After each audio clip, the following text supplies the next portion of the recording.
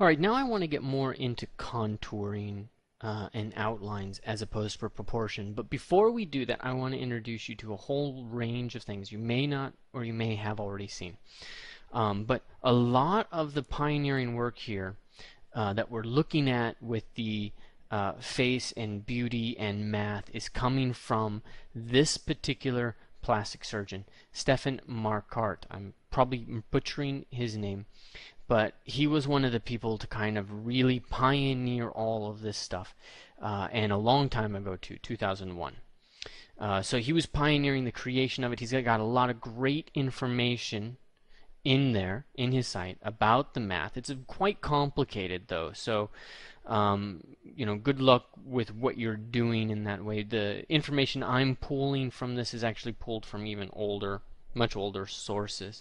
But this is really advanced, pretty awesome stuff, and it's just amazing to see how it's applied. So there's a couple of other sites that go in and show. I think there was a Newsweek some time ago that talked about Soraya Mohan as the perfect face because she fit this mask by the plastic surgeon. And fine, fair enough. Some other elements, people being pulled together, all of that. All of that's front on though. It's not side view. But Stephen Marquardt also pulled together a side view archetypal mask. And so that's one of the things that I want to look at right now, that as well as contouring. But research him, look up this, and notice the simplicity of that front plane, down plane, up plane, down, and then further. And then you get an up, okay, the lip, down, chin, out, and down. What you want to notice and what you want to pay strict attention to is where do these planes break? Where do they break in relationship to each other? And what do they look like from a front, not from our front view, but how do they line up? Now this head is basically tilted downwards. Okay, and that's part of his instructions. We're working with our heads tilted straight up, so you got to deal with a little bit of adjustment there. But it's important to keep in mind that these simple planes are all part of what we do. So for example, we could have this front forehead, simple break, comes down. I'm not sure I'm going to get the proportions right. This pin is not forgiving. Come down, you get your lips, come out for a little bit of the chin, on from there, and it's not forgiving. So we're going to do a much better job of that and see what we can kind of come up with inside of ZBrush. So let's get ourselves back in. The rulers are not needed, and that is an old face, so I'm going to delete it. And there we go. Alright, our goal now, figure out what we want in terms of our character. Okay, and let me just be clear about what it is that we're talking about. In fact, let's outline what we have here. Let me do that without that in the middle. Okay, we have kind of a flat forehead. It's not sloped, it's pretty flat. Comes down. Okay, the nose hits with a little tip there, and then it's quite round. Almost a little pig-nosed, really. It would be the horrible way to say it. I specialize in the horrible way. And then come down, out,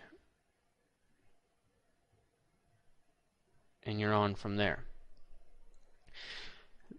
That could fit a couple of different models. We could make that work. And in fact, before we get in and start making adjustments, let's check out a little bit of Google Fu, and not just in what is being done there, but let's actually look at a couple of people. Let's say Megan Fox, right?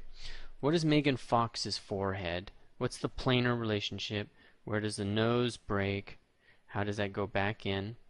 Down, okay, down, and then she's got her chin. Now a couple of things to keep in mind about that. Notice the slope of that nose, the down plane. Okay, notice that that nose comes out and then pretty much back in right away. That's in contrast to our nose, which is a little bit more like that, especially with the columella. And then the lip is a little bit less dynamic. Julia Roberts. Flat forehead like we have. Down, long nose. Notice the down plane, and notice the distance from the tip of her nose to her mouth. That's something that we have got different, because our mouth is pushing out a little bit more in this way. But then also notice that that chin is pretty classic. 1, 2, 3. That's a chin I'm going to want to put in. Okay, now Olivia Wilde. This is just Google Fu. Okay, down plane of that nose and the tip of that nose, they're actually kind of similar in width. So that would be, say, A and B. They're pretty close in terms of the length of those planes. The lip comes out. The lower lip actually has some dominance, but check out that chin. Still a pretty classic chin of 1, 2, 3 planes. And it comes out kind of far, but a lot of this you have to keep in mind that the forehead is basically being tilted away from us in space. Anything else? Rosario Dawson. Amazingly beautiful face. Come down closer to what we have. A little bit closer to what our model is. In terms of the muzzle, the mouth is farther forward. Okay. And the nose, and the distance from the tip of the nose and the lip, the distance of that is a lot less. Let's go back over here to Julia Roberts. Distance from the tip of the nose to the lip, that's angled backwards. Angled backwards. Angled backwards. Definitely angled backwards. But not in Rosario Dawson. Pretty close. These are the part of the contouring things that we want to take a look at. If we go back to Stephen Marquardt's face mask, pretty far back. It's based on a Caucasian face, though. Let's do a search for Colombiana.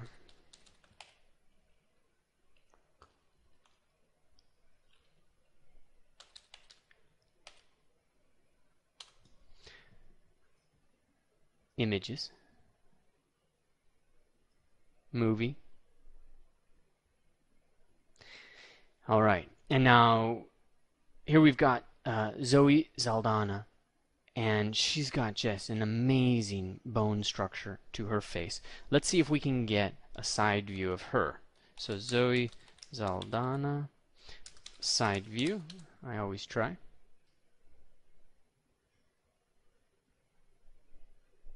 Going to be really hard. Okay, I switched over to profile, and let's take a look at this image.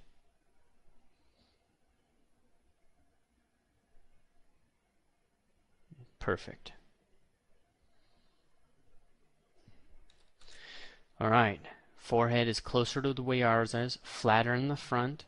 Okay, less slope of the nose, and basically that from lips to nose, it's not as dramatic as it is in, say, a Caucasian actress.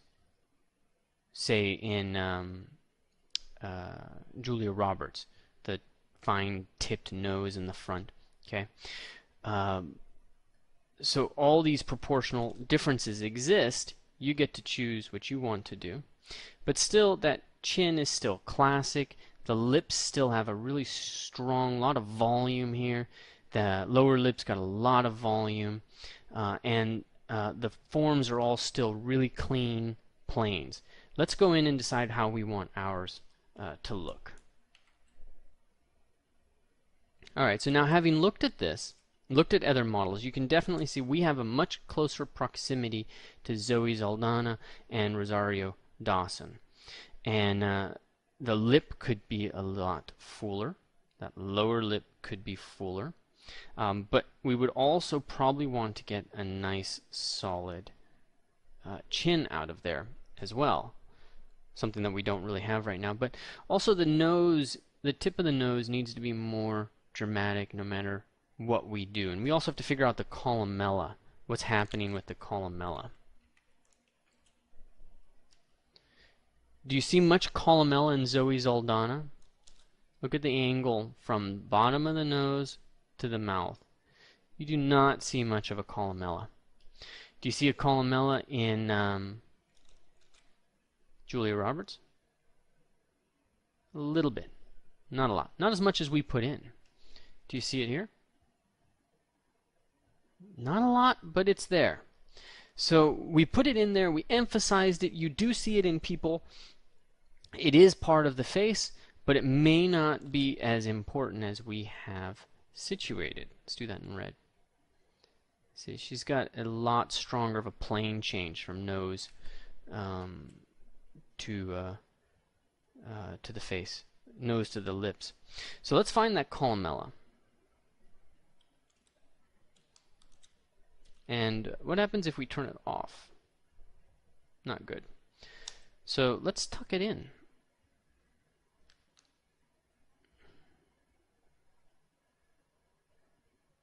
Make it really tiny.